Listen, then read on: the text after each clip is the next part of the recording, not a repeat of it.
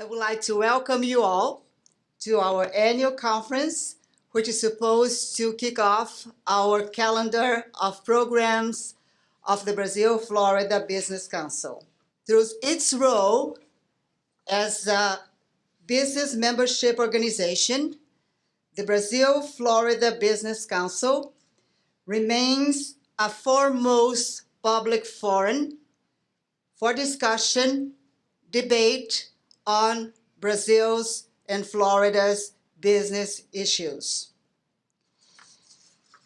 We are so fortunate to have an outstanding lineup of speakers in today's conference who will discuss Brazil's political and economic issues.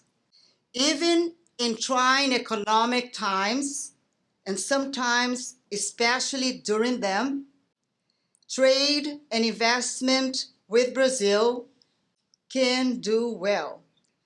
U.S. businesses that take a measured and informed approach to investment and trade with Brazil now could potentially benefit greatly in the long term.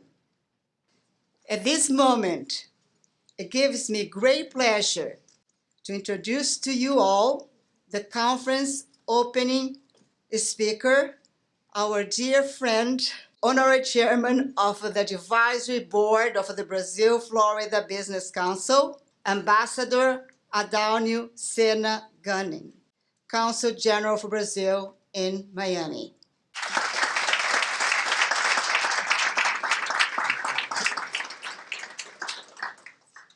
Good afternoon. It's a great pleasure to be here again.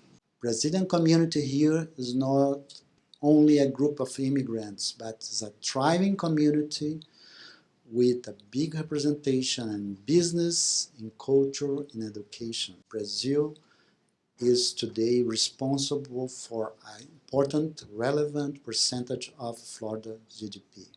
I think that the initiative against corruption in Brazil today will be a standard in the world forever, especially in emerging markets.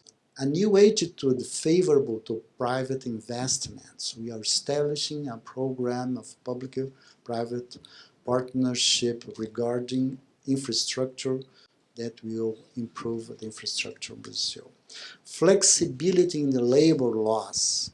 Brazilian labor laws were very stiff, but for example, we extend outsourcing for the general economy, and more than that, the Supreme Court just decided that collective agreements between employers and entrepreneurs will be waive some stiff provisions of the labor legislation.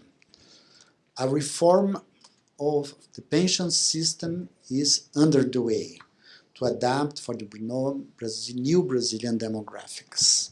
An expenditure cap on federal spending valid for 20 years was assured by constitutional amendment. Inflation is under control. This year, the target is 4%, which by Brazilian standards, by emerging country standards, is very good. The real value is up. Ibovespa index recovered impressively. And there will be a modest growth this year and a moderate growth from next year.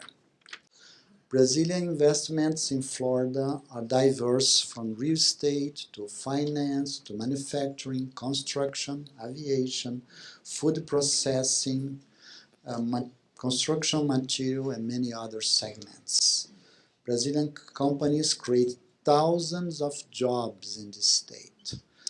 And I have a chart here that includes Gerdau, that only 12 companies from the hundreds in the state created almost 4,000 jobs in the state. I think that we can benefit from the new US agenda because we are not target of any negative issue.